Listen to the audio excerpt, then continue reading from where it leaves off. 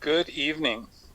Please be aware that the first hour and a half of this meeting will be recorded so that we can put it into our website, our podcast, and our YouTube channel. We record in audio only.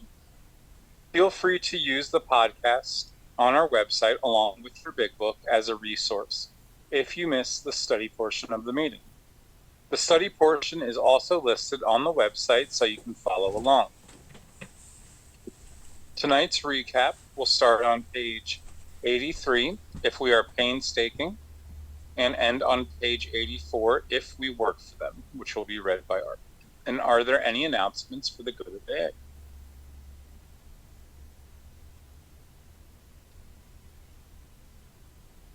Hi family, my name is Jamie, very grateful, recovered alcoholic. Glad you are all with us tonight. Welcome to anyone who is new. If you join us and you decide you like what we have to offer in this group and you'd like to become a home group member, all you have to do is let Aaron or tonight Alyssa know, and we will get you added to the home group member list. Real quickly, we have third quarter assembly coming up on September 6th, 7th, and 8th, and our group conscience will come in between third quarter and fourth quarter assembly. For those of you who are home group members, we'll send out some notifications via email.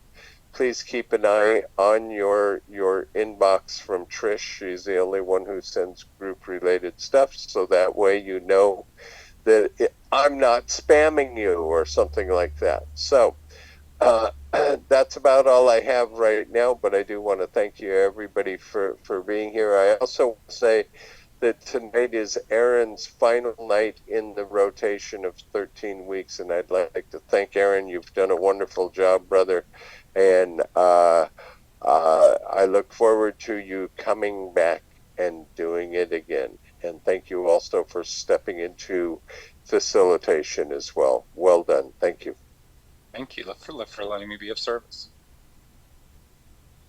All right, good evening, everyone. I am a recovered alcoholic, and my name is Alyssa. Welcome to the Lewisburg Primary Purpose Big Book Study Group. To prepare for our Big Book study, let's get focused by having a 3-minute moment of meditation, followed by our family's fog light prayer. And I'm a recovered alcoholic, and my name is Aaron. Thanks for joining us tonight. We are going to start the meditation in a minute, so please take a moment to get situated. Please be aware of background noises when you are unmuted and sharing, as not to distract others or yourself. We suggest we all observe proper Zoom etiquette. If you wouldn't do it in a live meeting, please don't do it here. A friendly reminder, absence of profanity offends no one. Please keep yourself muted during someone else's share. We will call on you in the order that hands are raised. From the foreword to the first edition of Alcoholics Anonymous, we of Alcoholics Anonymous are many thousands of men and women who have recovered from a seemingly hopeless state of mind and body. To show other alcoholics precisely how we have recovered is the main purpose of this book and of this group.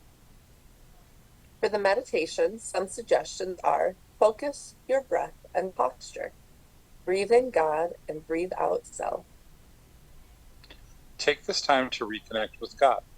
Let the craziness of the day drift away and ask God to help you focus on the study.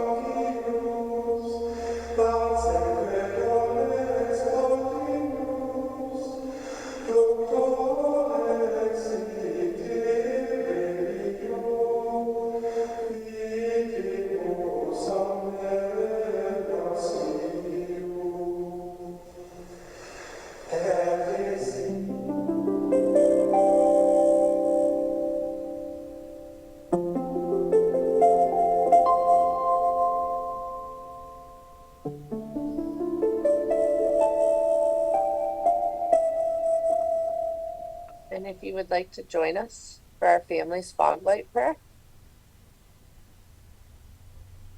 God, let your love shine through us like a fog light, so that those that are lost, sick, and dying can find your love through us. Amen.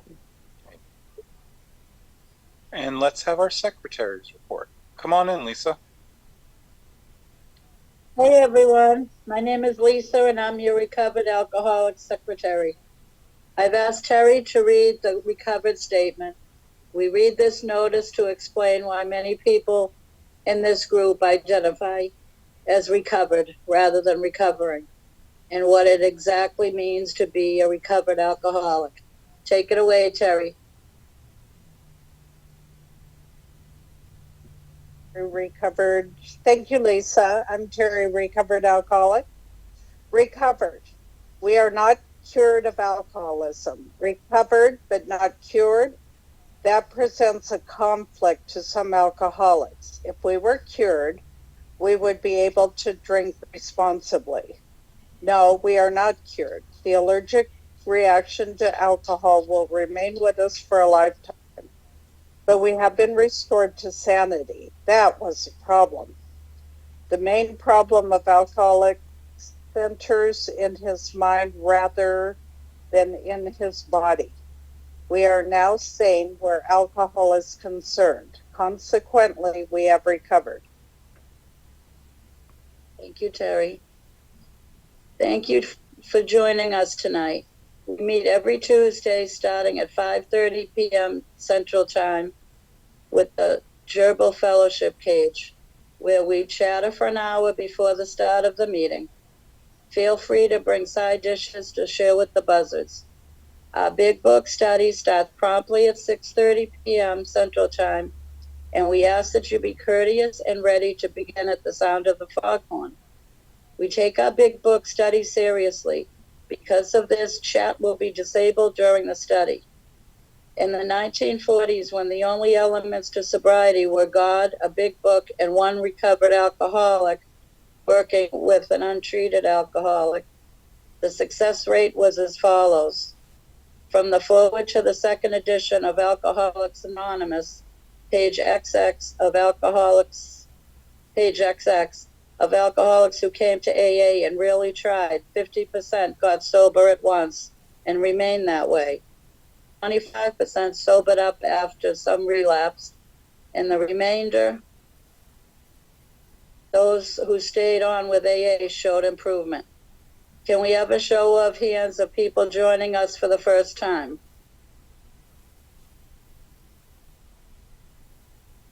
And the recovered alcoholics, these are your potential sponsors. Is anybody celebrating a milestone this week?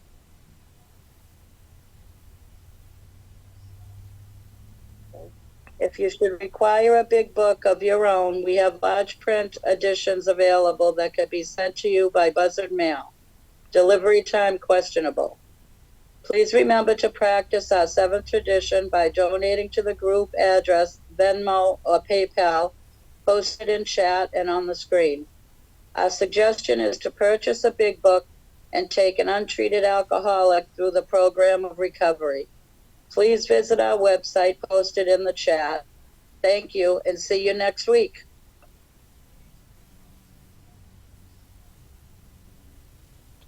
From Chapter 2, There is a Solution.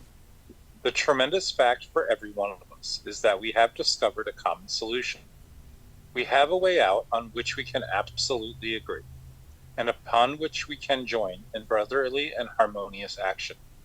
This is the great news this book carries to those who suffer from alcoholism. This is an open meeting, and as such, all who have an interest in alcoholism and our program of recovery are welcome. Because this is an open meeting, you need not identify yourself nor your reason for being here if you do not wish to do so. Your anonymity will be protected. We ask that you protect ours. While this is an open meeting, membership in this group is limited to those who wish to recover from alcoholism and have a desire to stop drinking for good and all. Each member of Alcoholics Anonymous is a potential sponsor of a new member and should clearly recognize the obligations and duties of such a responsibility. So before we begin our study of the Big Book, last week we reviewed Tradition 4. Tonight, let's take a quick look at Tradition 5. Please refer to page 562 of Alcoholics Anonymous. Come on in, Miss Linda.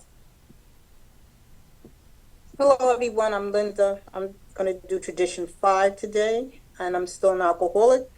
Each group has but one primary purpose: to carry its message to the alcoholic. This is the first paragraph of this tradition. It says, "Shoemaker, stick to thy last.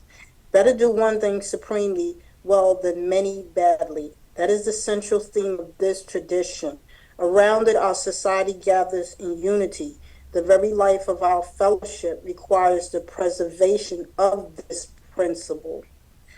And then it goes on to talk about physicians who might find a cure for cancer, upon whose concerted work would depend the answers for sufferers of this disease. And it talks about how they devote themselves to that, and that's what they're studying. And our, shoemaker, stick to thy last means stick to what you know best. You know, there's this saying, jack of all trades, ruler of none. So we have to be focused on what our primary purpose is. And what our primary purpose is to stay sober and to help another sick and suffering alcoholic to achieve sobriety. That is our primary purpose. Okay, there's so many things that could go on. We should devote ourselves to that and only that. There's going to be a lot of things that go on. There's going to be a lot of things that we're going to encounter.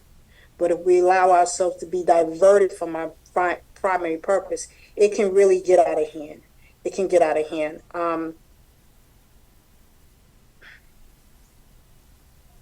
In order for me to keep my sobriety, I have to give it away. I have to give it away. What I have to be able to give to you. But first, I have to have recovery before I can go ahead and I can transfer that to you. Because it may be questions that you have. It may be answers that you need, things that you're not sure about, you don't understand. So you're going to need another alcoholic to answer those questions, to be kind to you, to be welcoming to you, to not judge you. And that's what it means about that's our primary purpose. And as I said, there's so many things that goes on.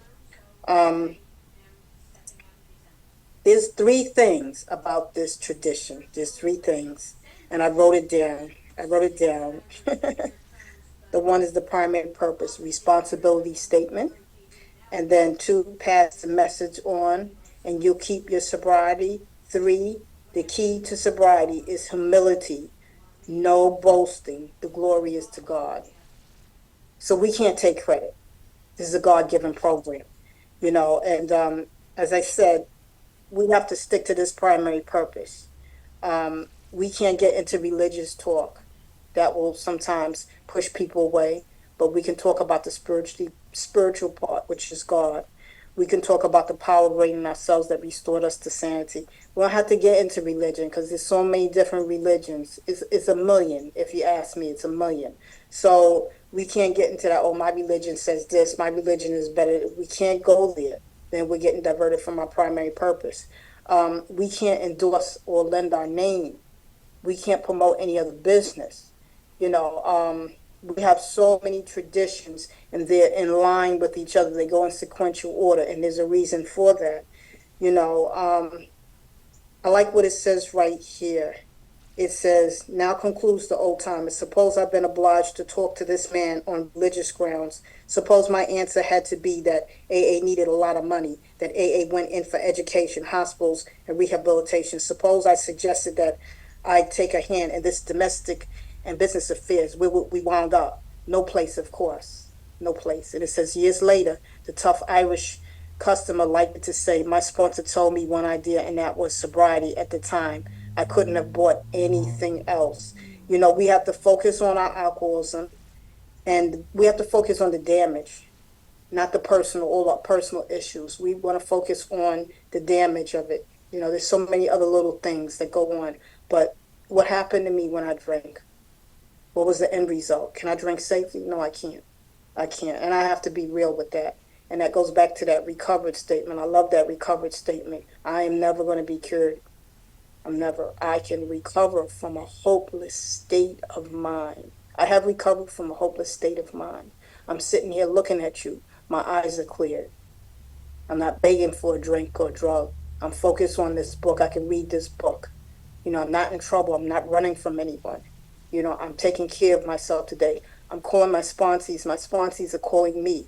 I'm doing what the program is telling me to do. I have recovered with the help of this program from a hopeless state of mind. And it's not what I do. It's what we can do to help the drunk. We have to stick to our primary purpose. We cannot get distracted or diverted. And it says the group teaches me how to work on this collectively. Unity and being inclusive. We must. We must be inclusive to all alcoholics. So if somebody's new, so to Miss Lynn D, I would say welcome. I would say welcome to you. And this is our primary purpose. We're not here to judge you. We're just here to help you in your path, in your journey of recovery. It's time. I always tell people when I give them my number and I put it in the chat, I said, it's time to recover. It's time to heal. And they call me. They call me because we are so tired and we're so beaten down and we can't do this anymore. So that is the main thing that we need to focus on. And remember, we can't be boastful and we can't try to take all the credit. The glory goes to God. Let's just stay humble. Let's stay in the solution. Let's focus on the alcoholism, and it's so much in here. It's a lot in here. But basically, that's what it's saying. Let's stick to our primary purpose. And there's one more thing that I'm going to read here. It says that just as firmly bound by obligation are the members of Alcoholics Anonymous, who have demonstrated that they can help problem drinkers as others seldom can. The unique ability to each AA to identify himself with and bring recovery to the newcomer in no way depends on his learning eloquence or in any special individual skills. The only thing that matters is that he is an alcoholic who has found a key to sobriety. These legacies of suffering, of recovery, are easily passed among alcoholics from one to another. And this is our gift from God. And it is bestower, which means giving a gift upon others like us. And the one aim that today animates AAs all around the globe. There's another reason for the singleness of purpose is the great paradox of AA, that we know we can seldom keep the precious gift of sobriety unless we give it away. My name is Linda. I'm an alcoholic. Thank you very much, Linda. Wonderful job. And we hear a lot of stuff said in meetings that can't be reconciled with the program as described in the book of Alcoholics Anonymous.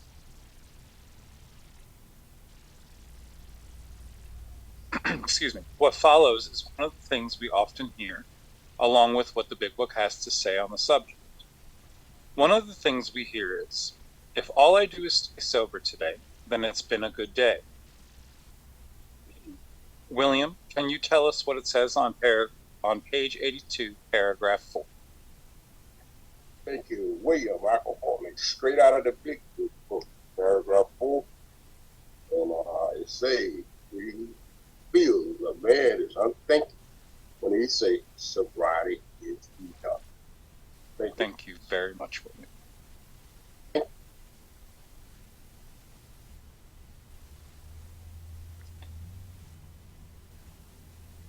You're muted. Oh. As we study, please make use of the pens, highlighters, and rulers so that you can share this experience with another alcoholic. In order to stay focused as we study the Big Book, we use the Big Book study guide prepared by Joe and Charlie and Krusty Cliff of the Dallas Primary Purpose Group. Tonight, we are going to start our recap on page 83, if we are painstaking, to page 84, if we work for them, which will be read by Art. After the pages, After the page is read, we will ask questions from the imaginary podium, starting back on our study portion that will be read by Art. The answers will be one sentence unless otherwise specified, and multi-part questions are simply a one-sentence answer, split up by commas, semicolons, hyphens, and other fun bits of punctuation. Basically, in English, what that means is that we are going to read the material once through, and then dissect the information a second time through the question and answer format. Notice how the language in the questions give us a new light in which to consider the study material. This is important because hearing the question and rereading the content offers a definite way of comprehending the material covered.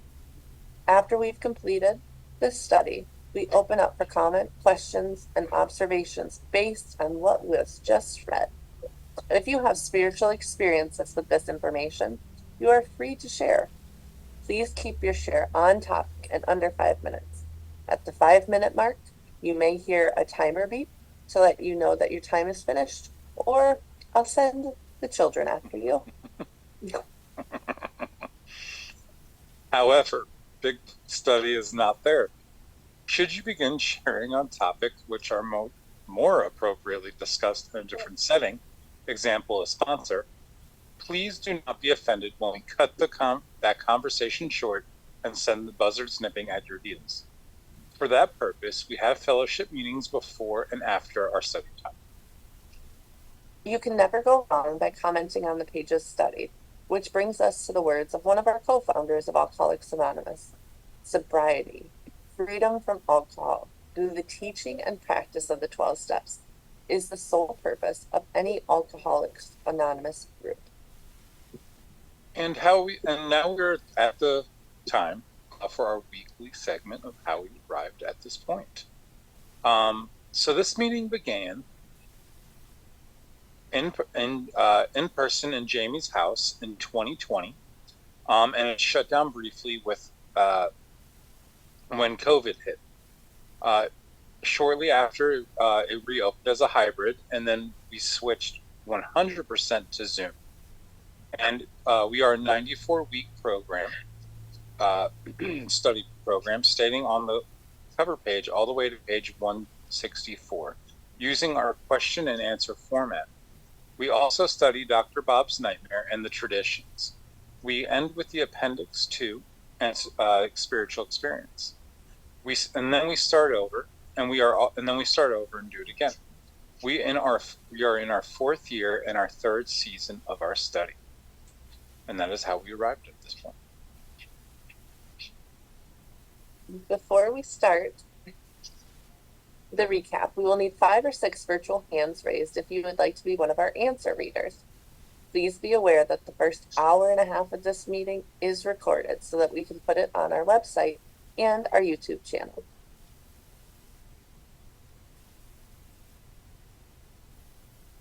Okay. And Art, would you like, or sorry. Penny is going to do our recap. Yes. I think you have that backwards. Yeah, Art's going to do our recap. My name is Art. I'm a grateful recovered alcoholic. And this is what we studied last week. If we are painstaking about this phase of our development, we will be amazed before we're halfway through. We're going to know a new freedom and a new happiness. We will not regret the past, nor wish to shut the door on it. We will comprehend the word serenity, and we will know peace. No matter how far down the scale we have gone, we will see how our experience can benefit others. That feeling of uselessness and self-pity will disappear.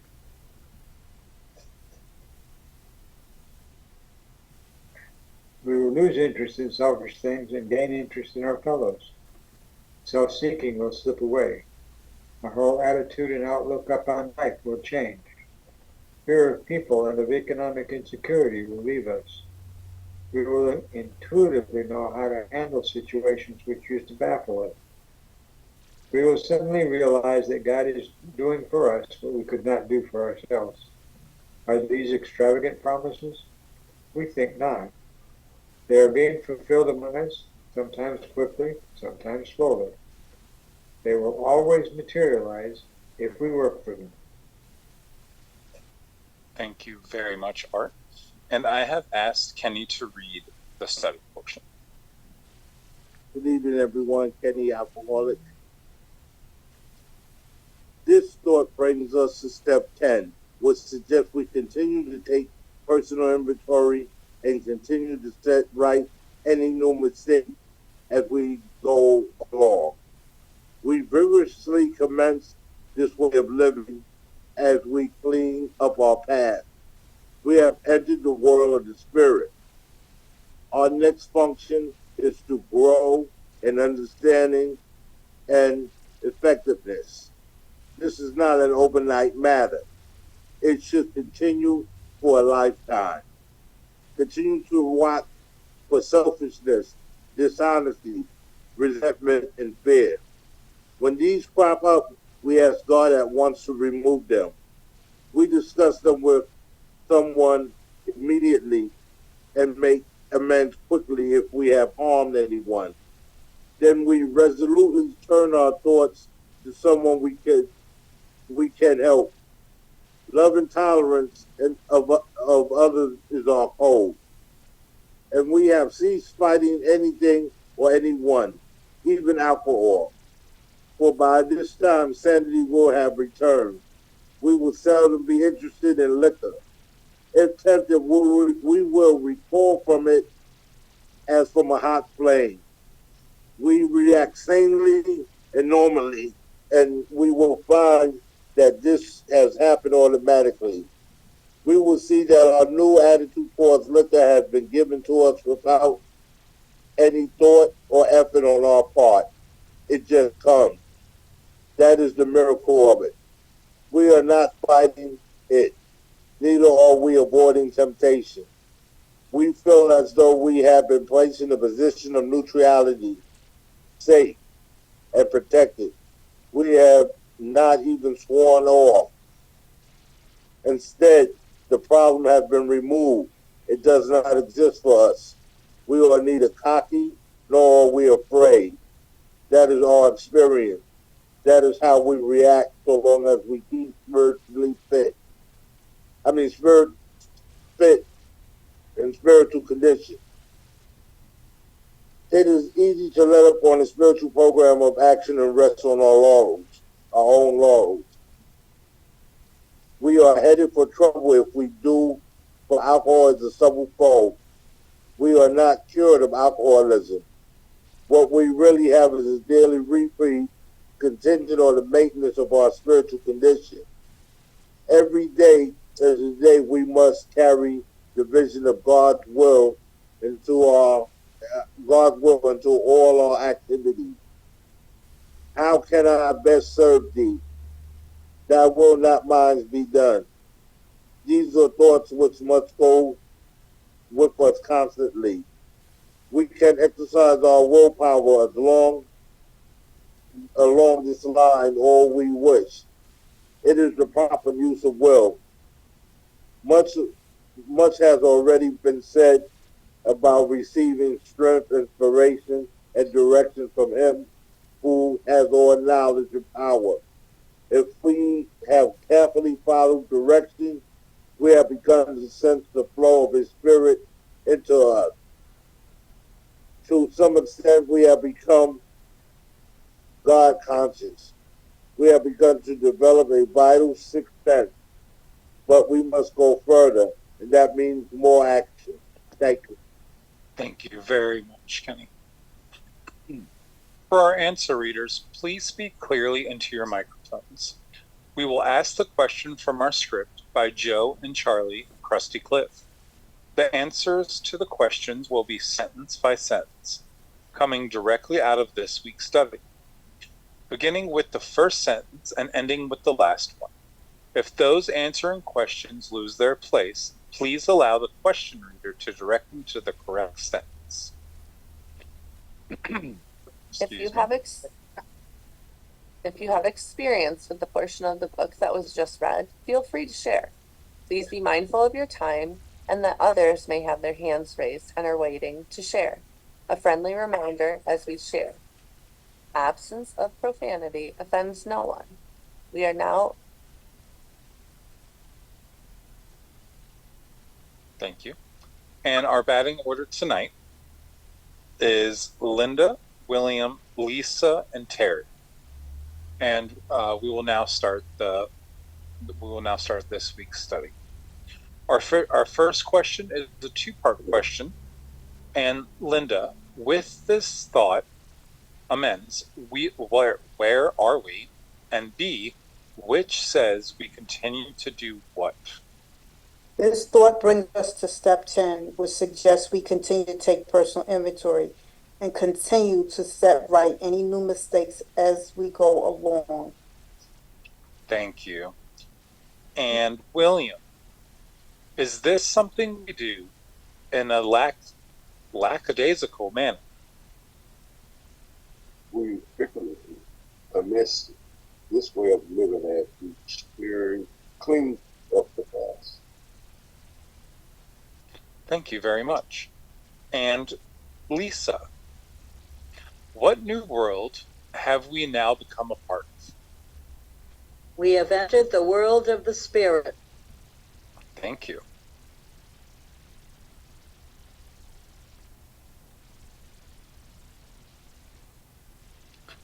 And comment, this is our destination, to have the spiritual part of our being brought to life and begin to be aware of his presence in our daily activities.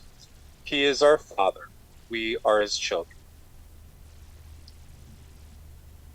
And Terry, what is the next thing we do? Our next function is to grow in understanding and effectiveness. Thank you. Comment. On page 45, we are promised that this book will show us how to find a power greater than ourselves, which will solve all our problems. We are now to grow spiritually by recognizing that we can truly rely on that promise. We will grow in understanding that our 12 steps really can be a solution to all our problems. We will grow in effectiveness in applying the 12 steps to every area of our lives. Thank you. And Linda, what will this happen suddenly?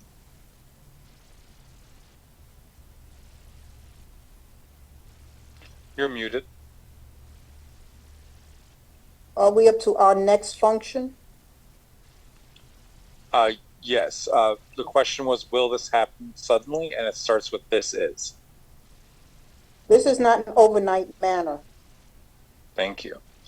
And William, how long must we continue to apply these steps to our lives?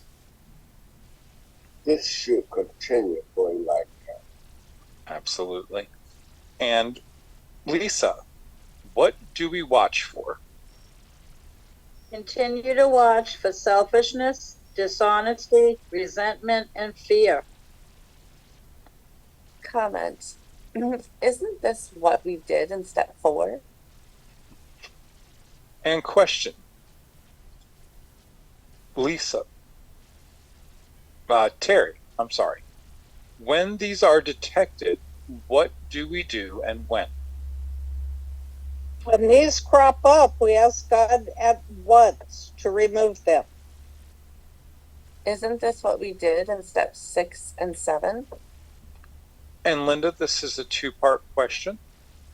What is the next thing we do and when? And B, and then we do what and when do we do it? We discuss them with someone immediately and make amends quickly if we have harmed anyone. Thank you. Isn't this what we did in steps 5, 8, and 9? And William, then we resolutely do what? We resolutely turn to our thoughts to someone we can help. Thank you. Isn't this why we learn to take these steps? To fit ourselves to be of maximum service to God and the people about us. And Lisa, as we learn to apply step 10 what is the first promise? Love and tolerance of others is our code. If we learn how to love and tolerate all people, will this make it possible to gain more willingness to make the more difficult amends? Will it make life more livable on a day-to-day basis? We begin to understand that what people think of us is not nearly as important as what we think of them and how we may help meet their needs. Let's take a close look at the rest of the 10-step promises. Thank you. And Linda, two-part question. What is the second promise, and we have ceased doing what? And we have ceased fighting anything or anyone, even alcohol.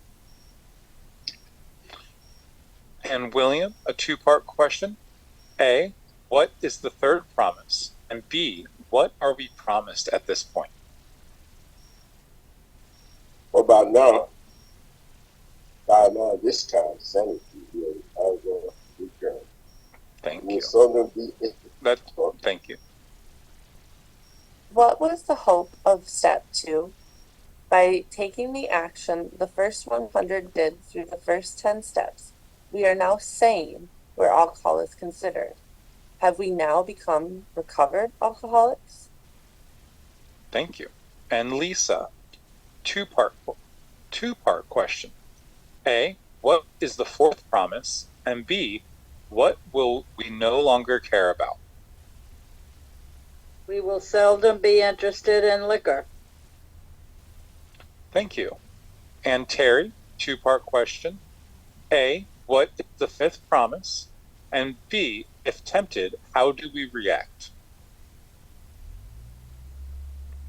Tempted, we recoil from it as from a hot flame. Thank you. And Linda, two-part question. A, what is the sixth promise? And B, how do we react around alcohol? Read to the comma. We react sanely and normally, and we will find Thank you. Okay. Sorry. And William, a two-part question. What is the seventh promise? And B, how did we get such freedom? And we will find that this has happened automatically. Thank you. And Lisa, a two-part question. A, what is the eighth promise? And B, do we send off for it? 2 sentences. We will see that our new attitude toward liquor has been given us without any thought or effort on our part. It just comes. Thank you. And Terry, two-part question. A, what is the ninth promise? And B, are we either fighting temptation or hiding from where alcohol is served? 2 sentences. That is the miracle of it. We are not fighting it, neither are we avoiding temptation. Thank you. And Linda, two-part question. A, what is the 10th promise? And B, how do we feel? We feel as though we have been placed in a position of neutrality, safe and protected. Thank you. And William, a two-part question. A, what is the 11th promise? And B, have we taken the pledge? We have not even sworn off. Thank you. We have not even sworn off. Thank you so much. And Lisa, this is a two-part question. A, what is the 12th promise? And B, instead, what has happened? Instead, the problem has been removed. It does not exist for us. Oh, thank you. Comment, what was the promise on page 45? Power greater than ourselves? Thank you. And Terry, this is a two-part question. A, what is the 13th promise? And B, what happened to it? We are neither cocky nor are we. Sorry, it does not. It does not exist for. Thank you. And Linda, two-part question. A, what is the 14th promise? And B, we are neither what? We are neither cocky nor are we afraid. Thank you. And William, this is a three-part question. A, are these promises based on someone's ideas or opinions? B, what is the 15th promise? And C, what is required to keep these promises alive and well? Two sentences.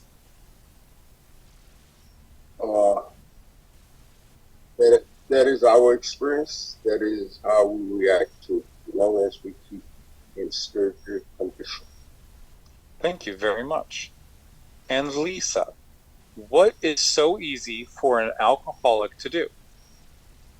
It is easy to let up on the spiritual program of action and rest on our laurels. Thank you. And Terry, a two-part question. A, what lies ahead? And B, why? We are headed for trouble if we do, for alcohol is a subtle foe. Thank you. It is. And Linda, we are not what of alcoholism? We are not cured of alcoholism. Thank you. Recovered but not cured. That presents a conflict to some alcoholics. If we were cured, we would be able to drink responsibly. No, we are not cured. The allergic reaction to alcohol will remain with us for a lifetime, but we have been restored to sanity. That was where the problem existed. The main problem of the alcoholic centers in his mind rather than his body. Book page 23. We are now sane where alcohol is concerned. Consequently, we have recovered. Thank you. And Lisa, two-part question. A, what do we have? And B, what is it contingent on? What we really have is a daily reprieve contingent on the maintenance of our spiritual condition. Thank you. And Terry, what must we carry every day? Every day is a day when we must carry the vision of God's will into all of our activity. Thank you. The following is the 10th step prayer. Thank you. And Linda, two-part question. A, who do we want to serve? And B, whose will? I'm a little lost. So How can I best? How can I best serve thee? Thy will, not mine, be done. Thank you. And William, are these thoughts optional? These are thoughts which must go with us constantly. Thank you. And there are those who continue to say there are no must in Alcoholics Anonymous, but here are two more of them. And Lisa, what can we do now? We can exercise our willpower along this line all we wish. Thank you. And Terry, why are we now able to do that? It is a proper use of the will. Thank you. If we are now sane when it comes to alcohol, it becomes pretty obvious that we would do well to decide to apply these steps to our lives through willingness, which can be forced by self-will. Thank God sanity was returned before we were given the opportunity to apply self-will again. Thank you. And William, two-part question. What do we receive and where does this come from? Much has already been said about receiving strength, inspiration, and direction from Him who has all the knowledge and power. Thank you. And Lisa, what are we promised if we carefully follow the directions in this book? If we have carefully followed directions, we have begun to sense the flow of His Spirit into us. Thank you. And Terry, what have we begun to be? To some extent, we have become God conscious. Thank you. And Linda, what have we started to develop? We have begun to develop this vital sixth sense. Thank you. And William, you get our last question, which is a two-part. Now that we have recovered, can we stop? And B, what must we do now? But we must go forward. And that means more action. Thank you very much. And thank you to our readers and our study readers and our questions and comments. Thank you. And if you have experience with this portion of the book that was just read, please feel free to share. Please be mindful of your time and that others may have their hands raised and are waiting to share. A friendly reminder as we share, absence of profanity offends no one. We are now open for comment, questions, observations, and spiritual experiences based on what was just read. Alyssa, come on in. Thank you, Aaron. Alyssa, recovered alcoholic. So this, I love, these are my favorite promises. One, outside of the one that comes true on page 45. But this is where I really realized that I have recovered from that seemingly hopeless state of mind and body. And this is where, you know, I get to practice the previous steps. You know, it's all encompassed here. And we just broke it down in the reading. You know, I never, today, it doesn't, I don't understand when people are like, I do my steps once a year. I've been dry before in my sobriety and it's not fun. You know, that spiritual life is not a theory, we have to live it. These are thoughts that must go with us constantly. You know, today I can say that selfishness, dishonesty especially, resentment and fear, it's a feeling and I don't like that feeling when it comes in, so I'm quick to get out of it. And it's more with the selfishness and fear, you know, because I can look at people today and see that I get an opportunity to pray for them, because if they're acting in behaviors that harm others, including myself, then they're spiritually sick like I once was. And then I'm perfectly capable of going back into it if I don't pick up these, this simple kit of spiritual tools that was so freely laid at my feet. And, you know, it takes me back to page 25. I have found much of heaven, and I have been rocketed into a fourth dimension of existence of which I could never dream. You know, and by living in 10, 11, and 12, there hasn't been a day that I have come back into, so it's been almost 13 months that I came back into full-time meetings. Like, I haven't missed a day of a meeting, where there was about 6 months last year where I wasn't actively involved and in a state of dryness. And you know, there hasn't been a time where I haven't been able to feel my higher power. You know, that God consciousness is real. And it's just like right now, like he confirms it. And you know, the part about Zoom meetings aren't real meetings. Well, this is where I've grown up, is right here in this room. I mean, and another room. And I will say that it was a lot more powerful when we were all together. And, you know, like literally electrifying was the best way I could describe it.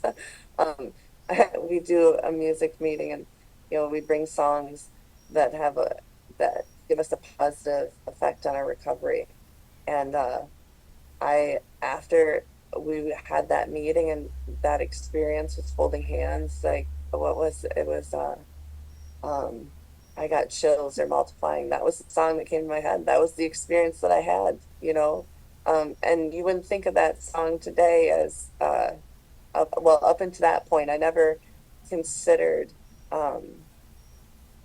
that as looking at any other way than a relationship song. But you know, that's this this way of life. It,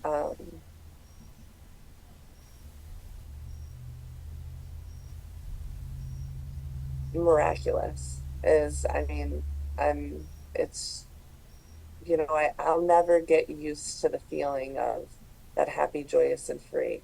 Um, because even though, like, I have a house, a home, excuse me, this is my home, this is my safe place. And, you know, I have children that I'm raising and we have guidelines. Um, I'm not trying to control the rest of the world. Um, and that just gives me so much peace that, you know, if this person wants to do something, it may disturb me for a moment, but then I'm like, no, I don't like this feeling and I know how to get right back into God's will. So I will do anything, you know, to get back to where I'm right sized.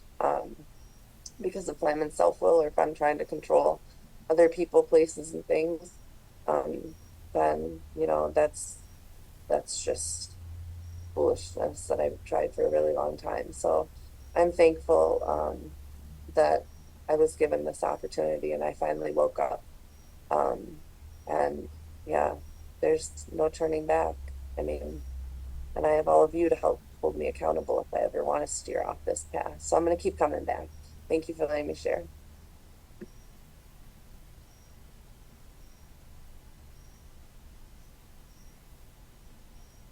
Aaron went ahead and had to jump off, folks, so I'll Okay. go. Alyssa, if you want to take the hand, that's fine. If not, I can. I'll let you be of service. Okay. Well, hi, family. Good to see y'all. Pickle Chips, you are up. Come on in.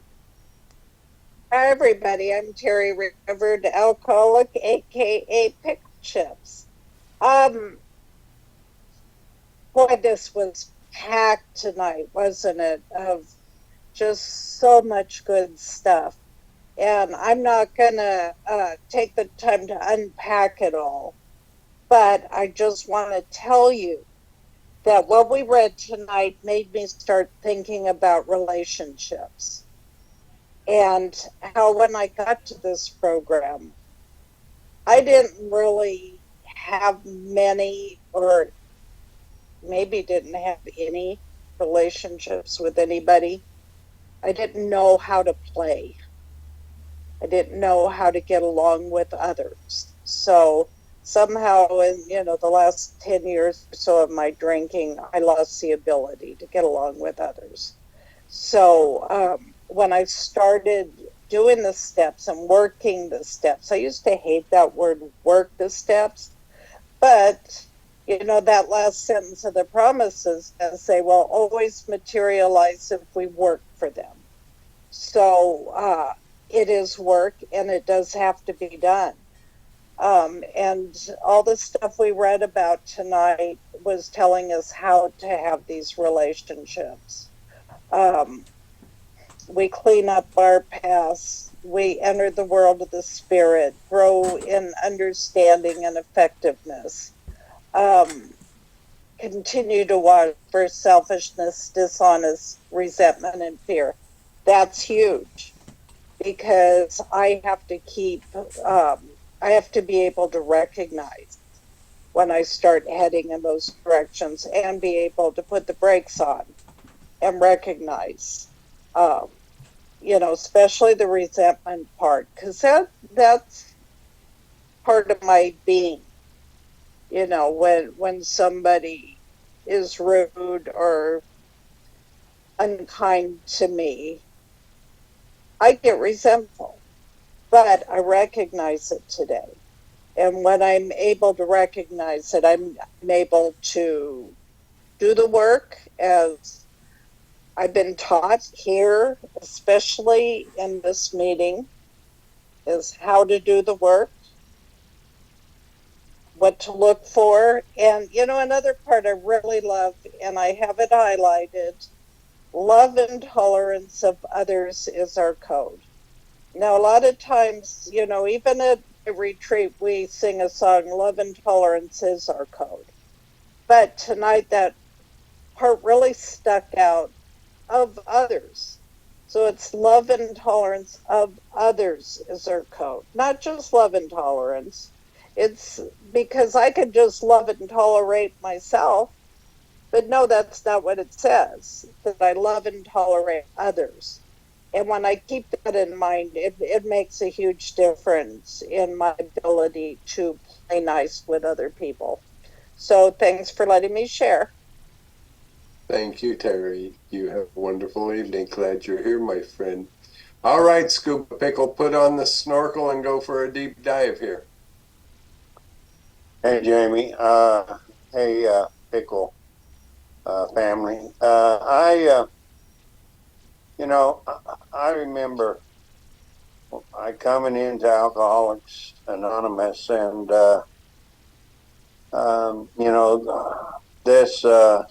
this spiritual walk was really hard on me for a long, long time.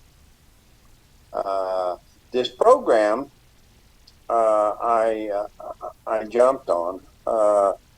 Number one was because step one I did perfectly. I had come to a place that I conceded to my innermost being that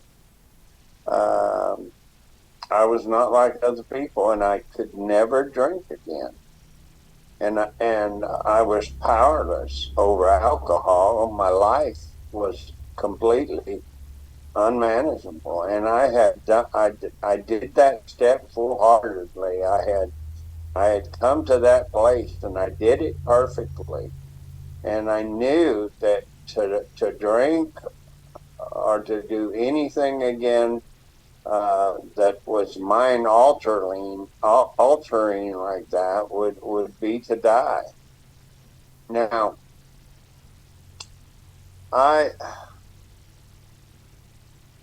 but spiritually, I was dry, and I couldn't, I did the steps. I tried to do them to the best of my knowledge. The promises was very slow because, when I would pray, I wasn't sure who I was praying to or whether or not God was actually listening to me, even though I finally did get to a place that I picked my higher power, which was the God of my childhood. But I still don't think I fully, I know that I didn't fully give them all because I was holding back. And it was 2.5 or so years ago before I remember so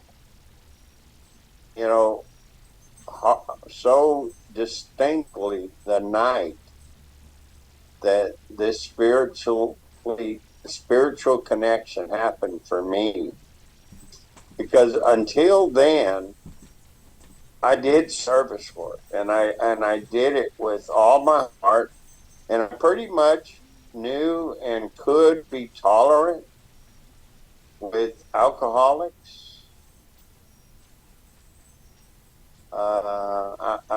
In the program, and those that I worked with, I had, but,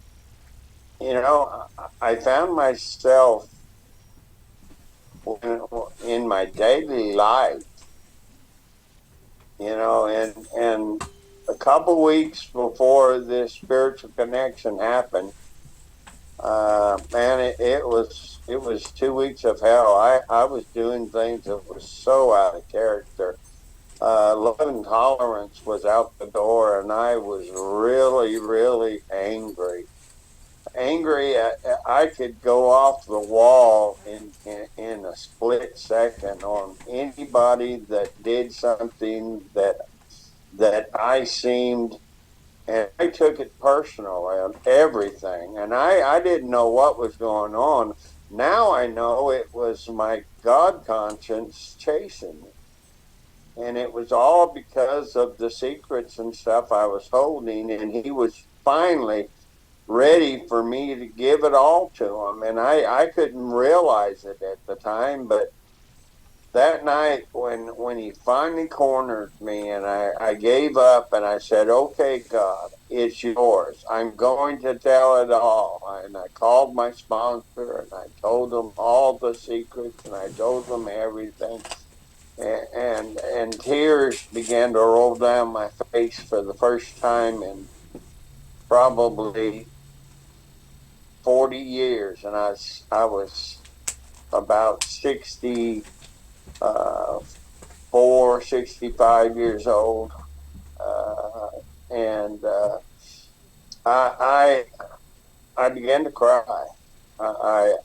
Tears, and I hung up the phone and I crawled up in a fetal position and just bawled and bawled.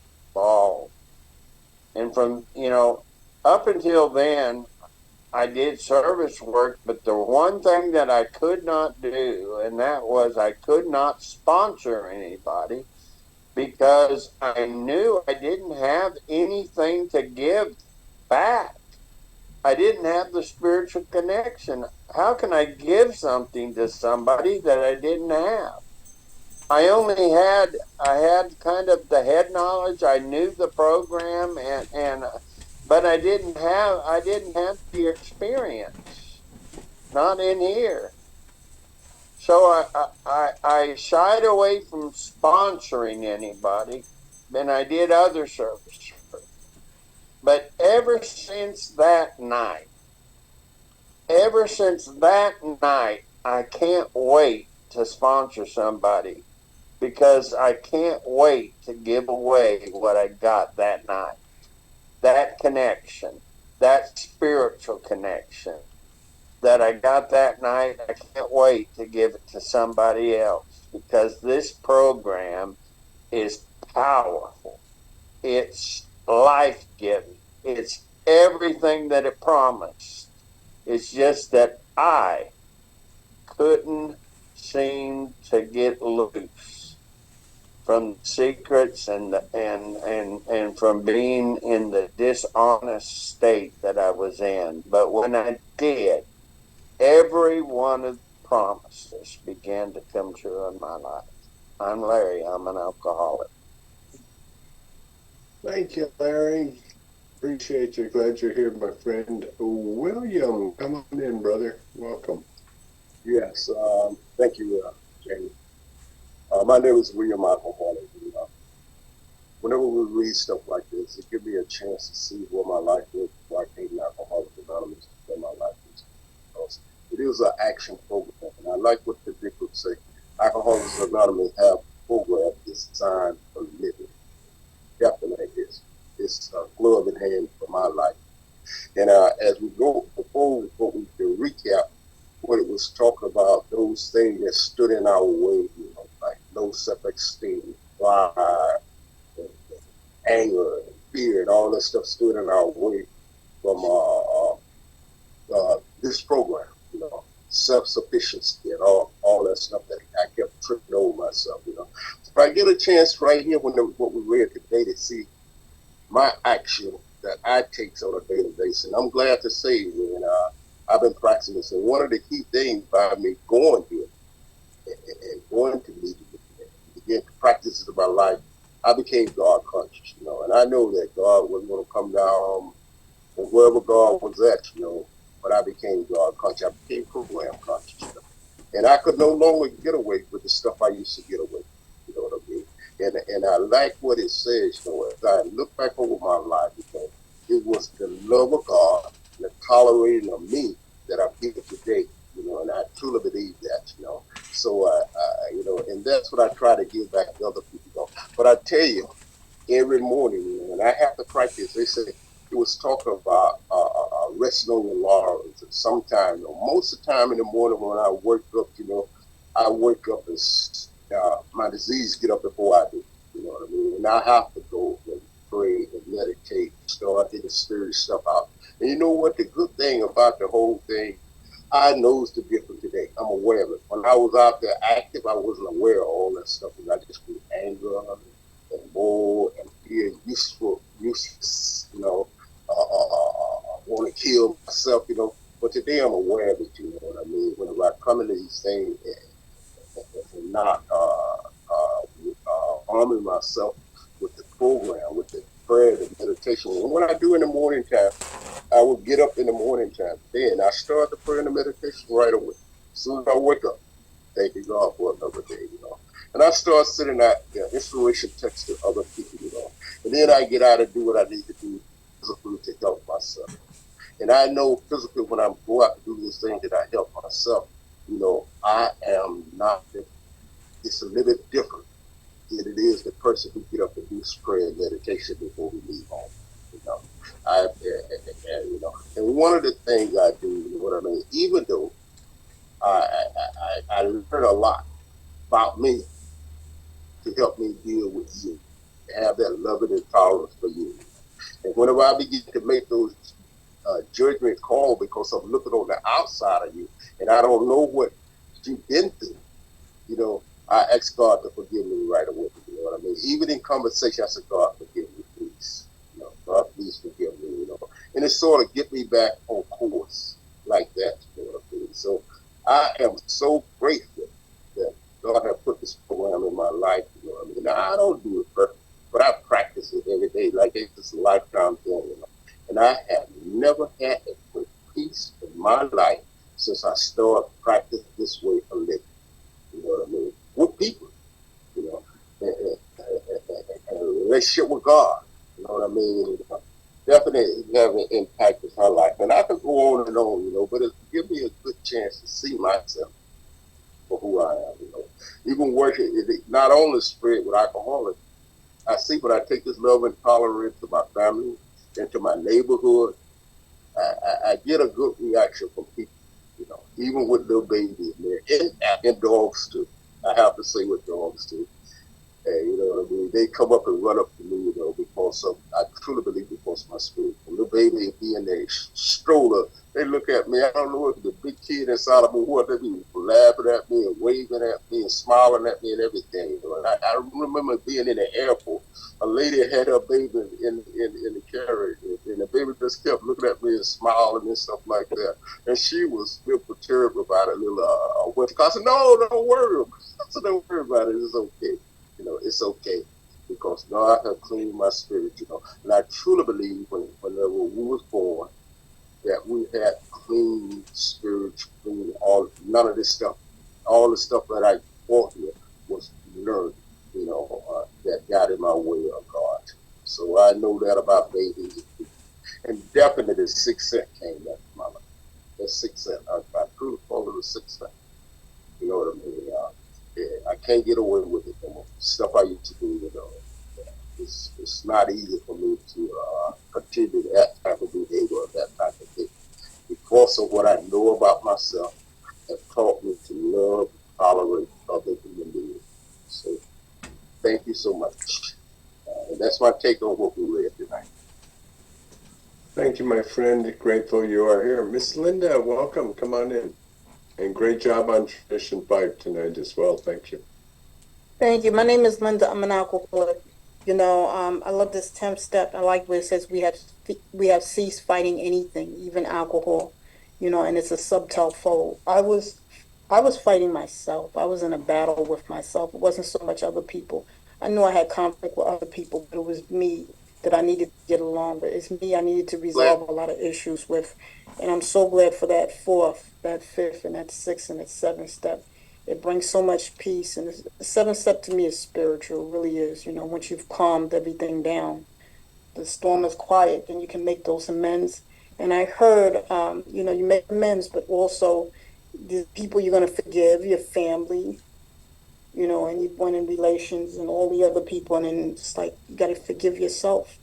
and I had to come to terms with myself and a lot of things about me, the people I had hurt and all that, and I had to give it all over to God.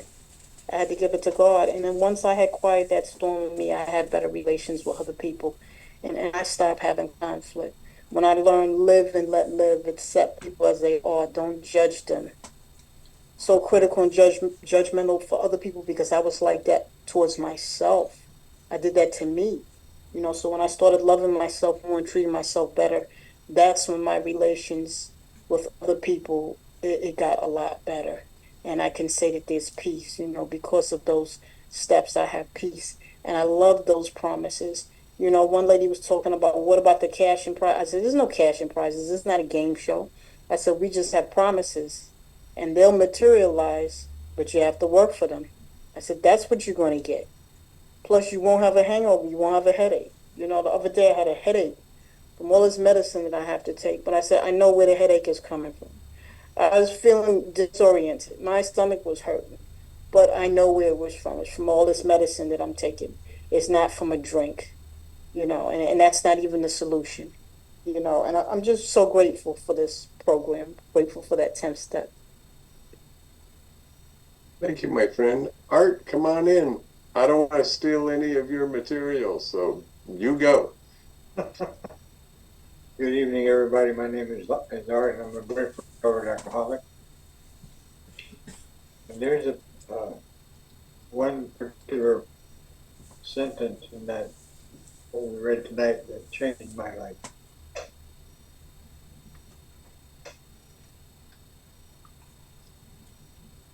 I had a one-night slip after about 4 months, 3 or 4 months in the program of going to meetings and trying to change my life around. But I had that slip and I couldn't understand what happened, why this had happened. And I went to my sponsor with it and I told him all about what happened at that, and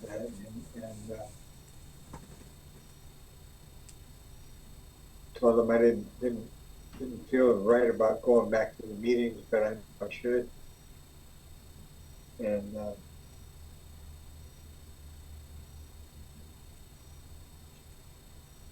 so he told me something that night that really made a difference. He said, there's really no such thing as an inappropriate feeling. You feel the way you feel. Now the important thing is, what are you going to do about it? And so I decided that night that what I was going to do about it is that I was going to go back to the meetings. I was going to get into the book. And I was going to try to discover what it is that I had missed in that first 3 or 4 months that made it impossible for me to resist the drink. And so when I got home that night after talking to him, I took the book and I let it fall open. And I started reading. And a couple pages into my reading, I came across that statement that's in the portion that we read tonight, where it says, we're never cured of alcoholism. But what we have is daily reprieve, contingent on the maintenance of our spiritual condition. Now, at that point, I didn't know what that really meant. But I had an intuitive feeling that that's what was missing in my life.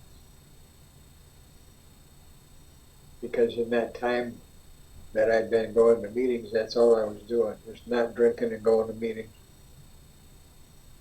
And I realized at that point that there had to be something else going on in my life in order to be able to stay sober on a continuous basis. And so I recognized that I had done nothing to establish or maintain any kind of spiritual condition, but I wasn't sure how to get it.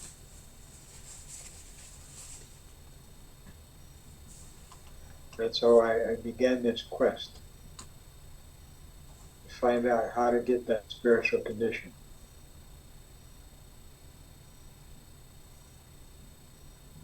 And as time went by and I began getting deeper into the steps and trying to understand them and to get the meaning of these steps.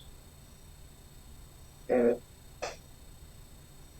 so I continued on in the process. And in this process of taking steps and learning about myself, you know, somebody, I think it was Linda, was talking about always being in conflict with themselves. And that's where I was. I was in a constant battle with me.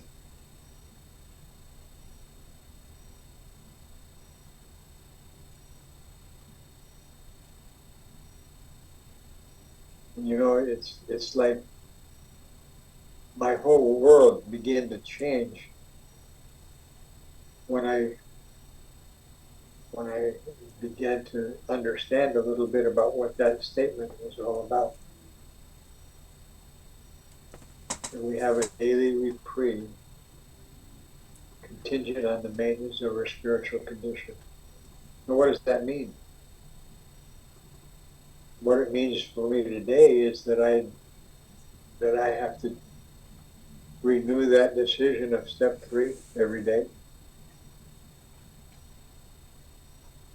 I have to do the prayer and meditation of the 11th step every day. I have to continue to study this book and learn about this. You know, it also said in this, what we read tonight, that we enter the world of the spirit, or something like that. And I believe that that's the 4th dimension that talks about when he says we're catapulted into the fourth dimension of existence. That 4th dimension is the spiritual understanding, acceptance of God into my life, and inviting him in, and inviting him to take over my life.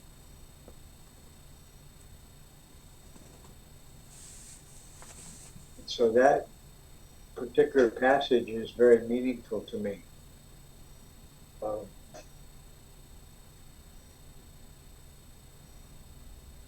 I have not yet reached perfection.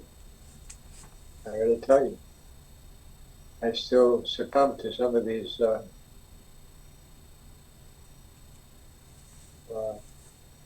troublesome character defects that are still with me. But I have come to an understanding that I will probably never get rid of them all. They'll never all be gone. That they'll continue to crop up from time to time. But it tells me in this, and what we read tonight, it tells me what I need to do when that happens.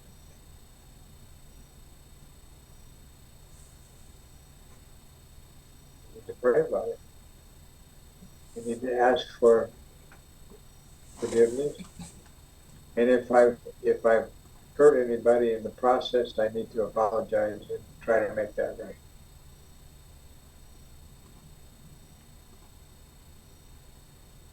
But it becomes a way of life.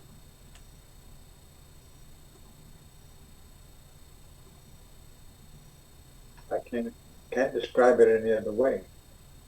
It becomes a way of life. And,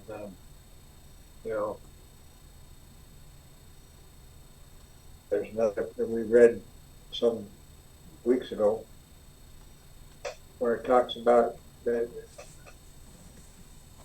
we would know no more something, I can't quote it, but the idea is that we would no more do without the spiritual connection than we would be able to live without air and water and food. Yet, for a good part of my life, I was trying to do that. To make my life work without God. And it never was successful.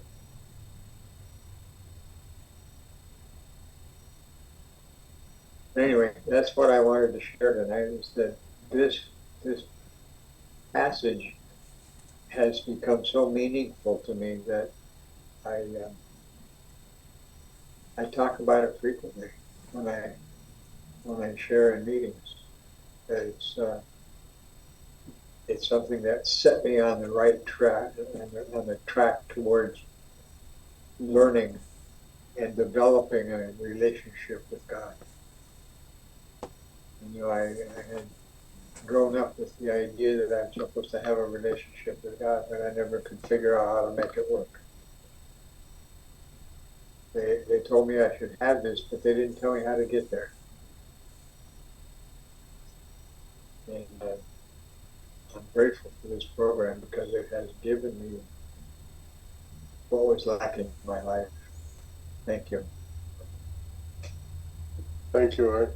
Good evening, family. My name is Jamie, very grateful, recovered alcoholic. Glad you are all with us tonight. I love how we go directly from the 9th step promises into the 10th step directions. And in that first paragraph, it uses the word continue 4 times in the first paragraph.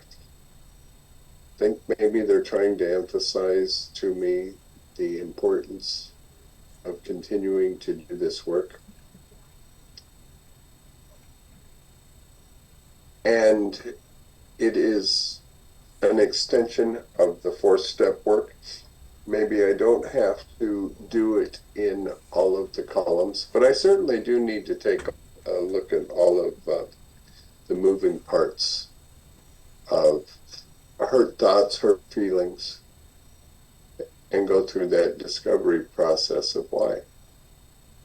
And in my experience, it has been helpful, especially if it's something in step 10 that I'm resentful about, to go back and do it in a full-blown 4th step fashion in order to take a look at all of it.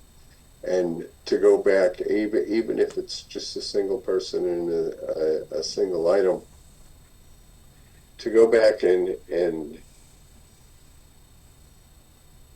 use the prayers and take the actions that are suggested in step 4 so that I'll get to experience the promises that are a result of using the prayers and taking the actions.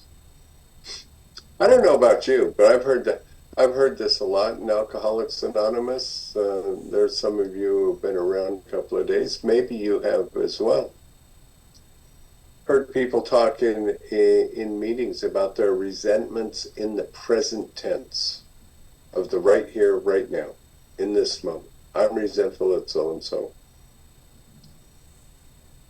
But here's the consideration. Isn't this work that's outlined in this reading tonight designed to keep us from becoming resentful in the present tense? We alcoholics are funny, and some of us, myself included, become crusty old curmudgeons after a while because we get sober and somehow we forgot that the program of Alcoholics Anonymous isn't about us changing the rest of the world, but more is it that it is a pathway for us to become changed through spiritual principles and a spiritual way of life. So this whole 10th step, I mean, it tells me right here that my next function, I don't know about yours. I mean, you know, you might have scratched out the word "are," or you might have put them in your book. Their next function, I don't know. We all make notes in our books, don't we? And we have a tendency to use the book somewhat buffet style. We might not like the okra or the spinach, but we sure want to go for the pudding and the jello every time. And, you know, it just doesn't work that way. So, but it tells me that our next function is to grow in understanding and effectiveness. Well, how do I do that? To borrow a line from my sponsor when he was newly sober, what do you mean? How do I do that? Well, it gives me directions, and it tells me that it's not an overnight matter, and it should continue for a lifetime, and to continue to watch for selfishness, dishonesty, resentment, fear. And that's not talking about somebody else's selfishness, dishonesty, resentment, and fear. It's talking about my own. Now, those are things that I can recognize in other people, but it's not my place to take their inventory. Maybe I need to recognize it if I'm trying to establish some boundaries with them. And as many of you have probably experienced, just like I have, sometimes we set boundaries with folks and they don't care. They're not interested in boundaries. They got to get out their feelings no matter what. And feelings aren't facts. Here again, this is more inventory work. And I love it gives me a specific order. How many of us go call our sponsors or somebody else in the program and go whining and crying about how bad our lives are because somebody said something or hurt our feelings, and we bypass this very important part. When these crop up, we ask God at once to remove them. We discuss them with someone immediately and make amends quickly if we have harmed anyone. It is very, very specific on the order of direction that I should do these things. I need to talk to God about it before anybody. I need to ask God to show me where my shortcoming is. And since I'm not real good at seeing my own shortcomings, that's when I have to make the phone call and not tell my sponsor or whoever I'm talking about some edited version of what I want them to have. But the whole thing, the other person's part that hurt me as well as my own. It's the only way that I am going to get honest and truthful guidance. You know, and then it goes on to say, then we resolutely turn our thoughts to someone that we can help. I am not to sit there and stew in my little bucket of poo and jump up and down so I can splash it all over the people who come walking by me.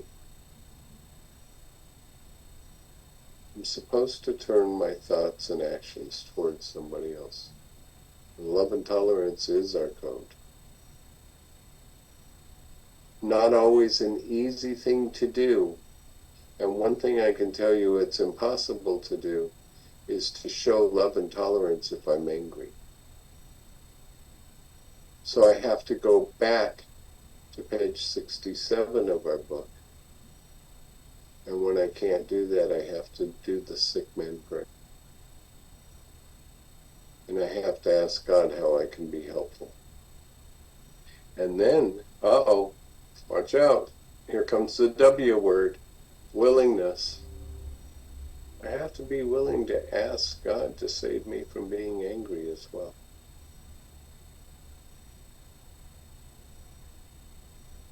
You know, when my mother gave birth to me, the doctor did not smack me on the ass and say, "Congratulations, Santana, you have arrived in this world, and the rest of the world has to cater to what your wants and needs are." I didn't hear that. But what this program does through this work, through this spiritual practice, is it gives me a set of spiritual tools to be able to live on life's terms exactly the way they are.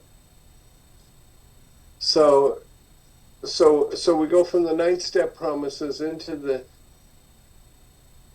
10th step instructions, and then it says, oh my gosh, here, wait for it, for by this time sanity will have returned.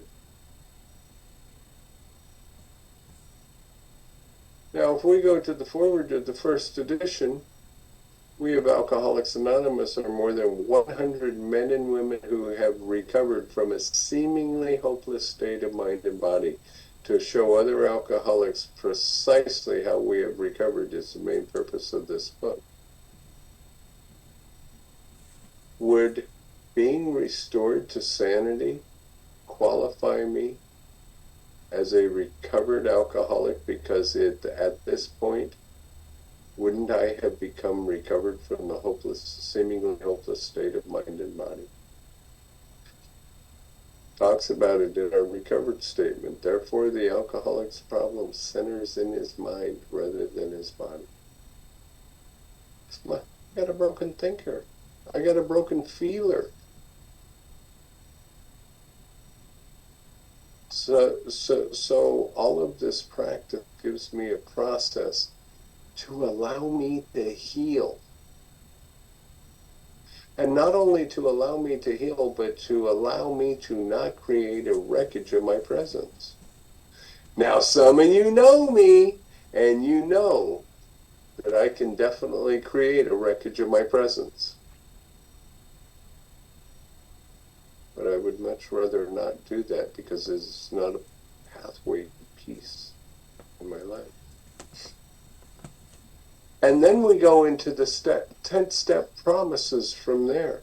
And I love this. And we have ceased fighting anyone or anything, even alcohol, for by this time sanity will have returned. So there's something else I added to that. I stopped fighting Jamie. You know, my sponsor taught me early on that when the pain became greater than the fear of changing, that's when I would develop the willingness to change.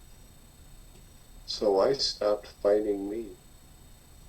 If you go watch a river and you watch the water flow through the river, whether it's just a little trickling creek or whether there has been a big rain and it turns into a raging river, water always takes the pathway of the least resistance. This gives me a pathway to follow of the least resistance and continue to grow in that understanding and effectiveness. So as we go into these 10th step promises, we have 15 promises here. Everybody focuses on the 9th step promises and calls them 12, and there's actually 14. But we've got 15 promises in just the 10th step promises here. And then when we get to the part that Art was talking about, and I absolutely believe this,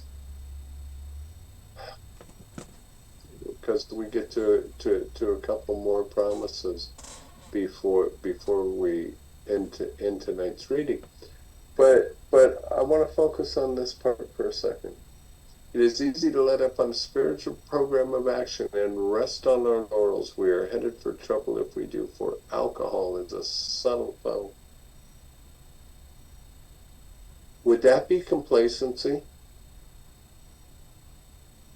How many of us have said to someone, "Yeah, man, I did the steps, I'm good"?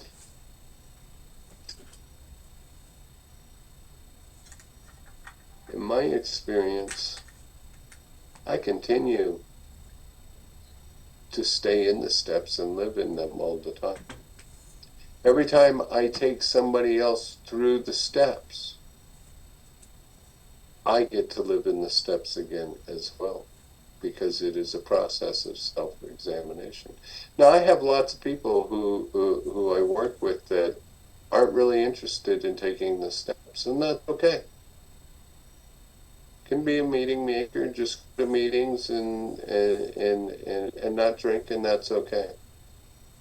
But I want some significant spiritual change in my life to where I no longer have to live under the lash of alcoholism. And what's the lash of alcoholism? It's not being in the bottle. That's a very small part of it. The lash of alcoholism is the peculiar mental twists that my mind always takes to justify my behaviors. And I can't do that. I can't live like that. So, Art impressed on me what he said when I was newly sober about what we really have is a daily reprieve contingent on the maintenance of the spiritual condition. And here again, it is giving me prayer. How can I best serve thee? Thy will, not mine. These are thoughts which must go with me constantly.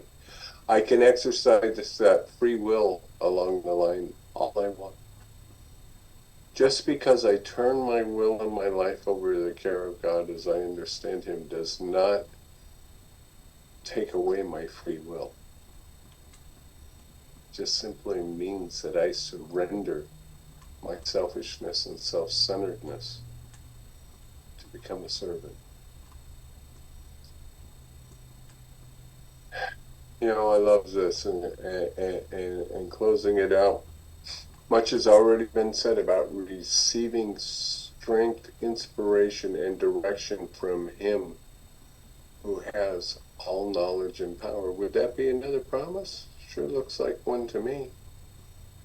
If we have carefully followed these directions, we have begun to sense the flow of the Spirit into us. Sure sounds like another promise to me. To some extent, we have become God conscious. Still sounds like another promise to me. This is packed with a lot of stuff. But we must go further, and that means more action. And this takes us to the bottom of page 85, of which next week we will get the instructions for step 11, sought through prayer and meditation to improve our conscious contact with God as we understood Him, praying only for knowledge of His will for us and the power to carry that out.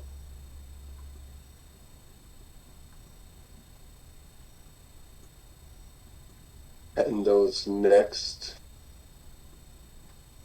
3.5 pages are filled with the directions to live daily life. These pages right here that we read tonight are filled with the direction of how to live just in this 24-hour period.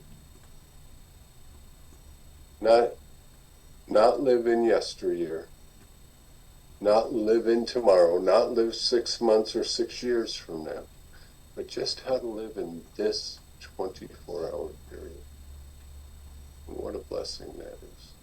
My name's Jamie. I'm grateful to be an alcoholic, grateful to be a recovered alcoholic, and I'm grateful that you are all here. Thank you. Pinky, you want to do the reading? You're muted. There is that, you know. Thank you. Our book is meant to be suggestive only. We realize we only know a little. God will constantly disclose more to you and to us. Ask Him in your morning meditation what you can do each day for the man who is still sick. The answers will come if your own house is in order. But obviously, you cannot transmit something you haven't got. See to it that your relationship with Him is right, and great events will come to pass for you and countless others. This is the great fact for us. Abandon yourself to God as you understand God. Admit your faults to Him and to your fellows. Clear away the wreckage of your past. Give freely of what you find and join us. We shall be with you in the fellowship of the Spirit, and you will surely meet some of us as you trudge the road of happy destiny. May God bless you and keep you until then. Thank you so much. We got a real special way of closing out here, the primary purpose. But I want to say this first. We're all here because somebody else prayed for us. It wasn't my prayers that got me here. Maybe eventually. But people have been praying for me for a very, very long time. There's a whole lot of people out there that don't care to pray for themselves, have no desire to pray for themselves, yet there's somebody we know, somebody in our family, somebody who's a friend, somebody we haven't seen in the rooms of Alcoholics Anonymous for a while. So we'll take a moment of silence and pray for them. There'll be 263 alcoholics who die of this disease tonight, just in this country. 95,000 this year. And we're almost to the end of the year. Just in this country, and 3 million worldwide. And sadly, many have come to Alcoholics Anonymous before. Didn't want what we have. So let's take a moment of silence for them, and we'll do the virtual circle up like we always do. And go ahead and close out with the Lord's Prayer. Here's your moment.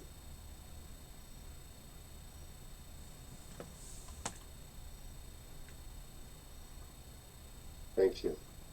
Who will take us from shame to grace if we let it? Our Father. Our Father, who art in heaven, Would be hallowed be thy name. Thy kingdom thy come, will be done.